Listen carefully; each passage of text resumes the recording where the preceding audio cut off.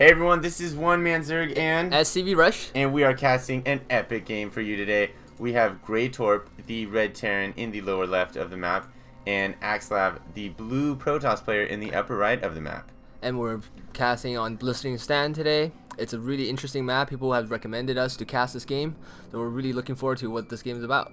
Yes, this game was actually live cast, and so we're trying to create a video on demand for all of you ladies and gentlemen out there. And we have heard it's amazing. Just for a little background, AxSlav and Gretorp are both top 50 US players. So these are some big names, and they're going at it today. Yeah, and Terran versus Protoss is always interesting to watch. It's not like Zerg versus Terran, where Terrans might be a little one-sided.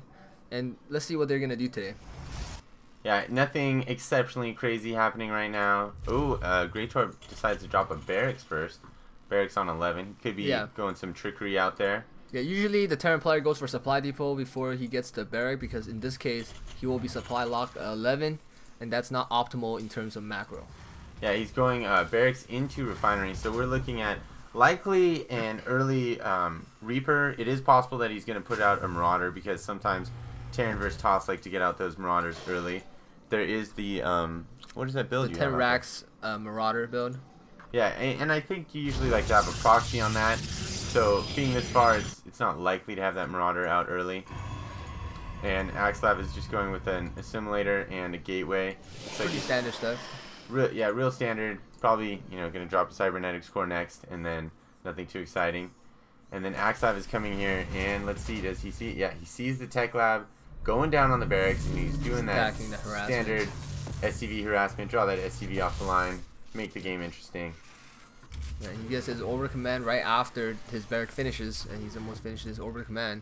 He's getting 3 on guys on gas. Let's see what he's building for his tech lab. And he drops the mule. Yep, he's getting Reapers.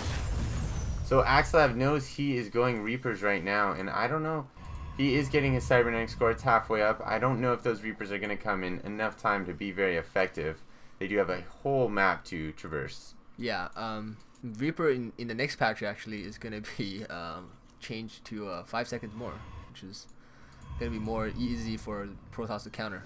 Yeah, both the Reaper and the Bunker are getting that 5-second improvement or deprovement, however you want to view it, depending on what race you play, to their build time. Yeah, right now when the Reaper gets to the Protoss base, he has roughly a 30 seconds to 15-second window, depending on how you build the Reapers, to freely attack the Protoss player before. Okay, actually he's not gonna attack the Protoss player. He's just gonna scout. I guess he scouted the Protoss player and see that he has a cybernetics core up.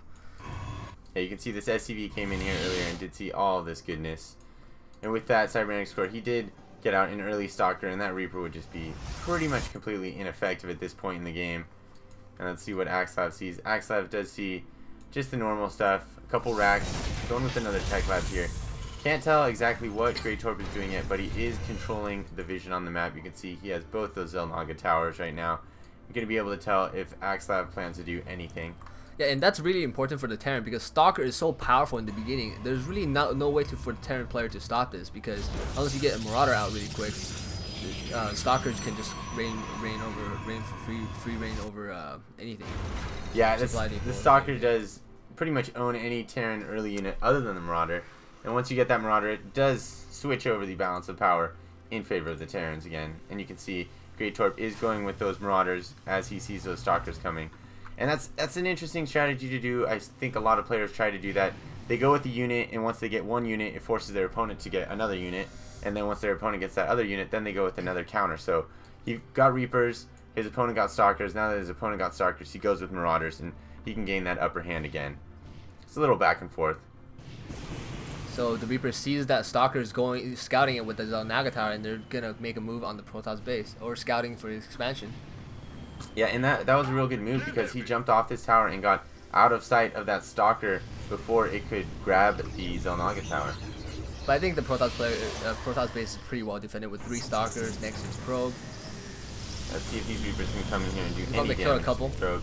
They one-shot probes with 3 Reapers, which is pretty effective. 3 Reapers is that critical mass point. I think he got 4 or 5 probes down there. So yeah, he got 4 probes. Not too bad really. In that little push he got on it. That Reaper has 3 kills, and yeah, I think he killed 1 more. Ooh, and he sees the stalker. Yeah, I don't know what Gretorp is doing right there. Probably not even looking at that unit. Oh, and we have an early Marauder push here by the Terran player. Yeah, and AxSlav does see it coming. He should be able to get some units up in time, and you see he's bringing in some zealots. Oh, and he's getting out an Immortal. Definitely going with counters to counters to counters here in this game. And I don't know if Gretorp knows that, but he is just grabbing that Zelnaga tower. He does see that robotics was warping in, and if he thinks AxSlav saw him get Marauders, then he knows those Immortals are coming. Yeah, I think he scouted the second barracks early for the Protoss player, or for AxSlav. That's why he got the robotics facility pretty early. And it's always a good idea to put pylons right outside of your other ramp where the rocks is at. Yeah, and always advisable move. Put any kind of structure you have over here, or an Overlord, depending on your race. And then Gretorp just sitting in the middle, getting that map control. AxSlav, I'm pretty sure he's just building up a sizable army. He's just going to do one of those semi-timing pushes that the Protoss love to do when they get that mid-game really strong army up. Yeah, it's really surprising that both players hasn't expanded yet. Usually this is kind of a transition to mid-game. People usually transition out of this and get expansions, and both sides decides to do some kind of timing push. It's really interesting. Oh, and AxSlav is not able to see all of Gretorp's units up here on this ramp. But he did see that he's going there. Oh, and AxSlav is dropping his Expo, and at the same time, Gretorp has finished his command center and turned it into an orbital command. So I would expect him to lift off soon, but he probably doesn't want to because he doesn't have a sizable defensive force here, and it's always a risk to drop that base over here when you can't defend it properly. And it seems like AxSlav has a very sizable army compared to Gretorp, oh, actually comparatively, yeah. You can see that although the unit count is about the exact same, the cost of the Protoss army is much more expensive. Yeah. Which could mean it's more devastating, and I think Gretorp does know that this Observer is looking at his army as he's moved away in tandem with the Observer chasing him. But both players are getting their Expos up right now. Gretorp slightly ahead of it, but nothing too significant, I think. And then AxSlav sees this army is moving out right here. And the Protoss player sees this because of his probe and the Observer. We might have our first battle ensuing right now. Let's see how this goes. Those Stalkers are so fast. The one thing that's kind of interesting as a non-Protoss player is that oftentimes these Zealots get behind the Stalkers, which is exactly where you don't want them to be at the start of the battle. Right. The Stalker is one of the faster moving units of Protoss. It's actually one of the fastest units, except probes, of the Protoss. Yeah, a movement speed of 2.95, whereas Marine and Marauders both have 2.25, and I think Zealot, yeah, the exact same. So a Stalker is able to chase down a lot of units, especially in the early game. And then it looks like not too much happening. AxSlav just chilling with that Observer here. That's something I always try and watch out for. I think most players should try and watch out for those Observers just kicking it around your base, because that's really some insight that you don't want the opponent to have. Then they know exactly what size army they need to counter your size army, so they're never producing too much or too little and really optimizing their resource allocation. Let's see, the army size are still pretty similar. Income's still pretty similar. Yeah, AxSlav must have lost about 10 probes throughout this game, just scouting. Worthy losses all the time, but it definitely gets annoying. Yeah, the Observer's just doing an excellent job scouting. He knows exactly what Gretorp has. He has medvacs, Marauders, and a couple Marines. So he just need to make enough army to actually just defend this push, and out-expand or macro up. Yeah, interesting too to note that Gretorp does not see AxSlav's expansion at this point in time. That's something that I'm surprised he hasn't sent just a Hellion over just to see what's going on over there. Because then is your macro game better than your opponent's, or are you going at the same pace? What's happening? And I feel like the Terran player really needs to scout often, because they're the hardest to tech switch out of say Marine Marauders to tanks or Banshees or Vikings, whereas Zerg player is the easiest time transition, so scouting is a little easier on them. Oh, and Gretorp is going for these back rocks, and does AxSlav see this? Yes, he does. He should see it, but oh, and here his Observer comes along for the ride, and he knows that now, yeah, those back rocks are going down and in a hurry. Is he going to respond? He's bringing his troops in. He's got some high Templars in the battle. He doesn't have enough energy for it, and this is going to be a very close fight here. Yeah, he is almost there. there, yeah. He's buying some time. Oh, and Gretorp with a good scan on the army over here. Knows exactly what's going on. Brings some Hellions in and gets that base harassment. That's some excellent movement. Attack one place and then go to the other with your harassed units. Surprised he's not pushing in on the top though now that he knows he's... And there he goes. And he's two-pawn attack. This guy knows exactly what he's doing here. Why am I even talking about it? Spins up. Spins back before the battle starts. Excellent move. It's like Goes Guardian back still before going. the Templar storms on them. Let's see. Oh, dropping some storm. Right in the middle there. I always love to see so that. devastating. Check his hit points. All those units are heavily damaged.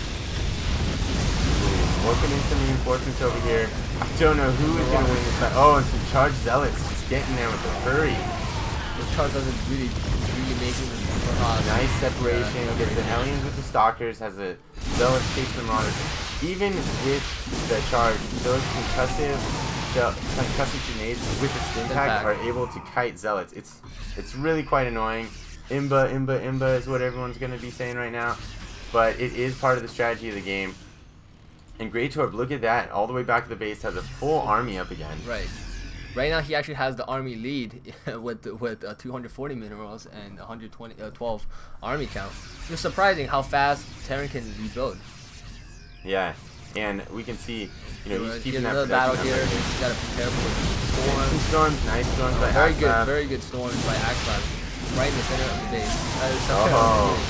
Some more good storms. Looks like AxSlav is going to pull this fight out right now. You got to keep that pressure. These medvacs are so low. Only you can take him out. I don't think he has blink right now. No, he does not have blink.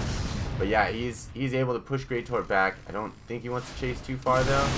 Yeah, and then those concussive grenades, once you get in too far, you are not getting back out. And then yeah, those medevacs, it's so annoying. You get those troops low on health, and then the next battle they're all full. There's nothing you can do if they have those medevacs left. But AxSlav still has that vision, can see what Gretorp's doing. Oh, and he's taking this bottom expansion. This is an aggressive move by AxSlav. I wonder if Gretorp is even going to see this. Yeah, I think the AxSlav has the bottoms of Naga tower captures. Therefore, he has, you know, all the vision to defend all the entire bottom base. Oh, and Gretorp has dropped a scan over here and does see this base. Oh, and then hallucinate. Oh, that's not hallucinating. That's another Templar warping as Archons. Archons are really good against, you know, biological units. Just a little great harass coming in right here. 2 Hellions in the back of the base with the blue flame. That's all you need to do some devastating damage. Force the warp in of a couple stalkers over here, and then just pull those probes off the line. With 2 Hellions, you could kill, you know, one-shot probes, which is really effective. Yeah, you can see that 24 damage a shot, 48 damage from 2, and it's that linear splash that can be so devastating. And now Gretorp has Ghost, which will counter the Templars, and we'll see how this works out. Whether the Ghost is going to EMP the Templars first, or the Templars going to feed back the Ghost first, or Storm. Yeah, that's going to be interesting. Oh, and Gretorp coming in. Oh, there's going to be a push here. It's a big battle. Is he going to get some storms off? I think he got an EMP. Oh, and there's some storms going. Pulling back those troops. No player wants to really fight right here in this Ghost. But, oh, and there's some more great storms by AxSlav. AxSlav doing a tremendous job storming those guys.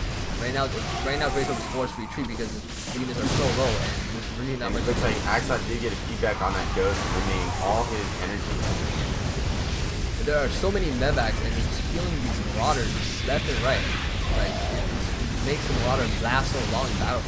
Yeah, and without that critical mass of units, you can't often kill the marauder fast enough for counteracting killing done by the medevac. Oh, AxSlav is able to continue to push in here, and while all this is happening, Gretorp is expanding to the top. AxSlav, with these observers, he's able to see everything that's going on.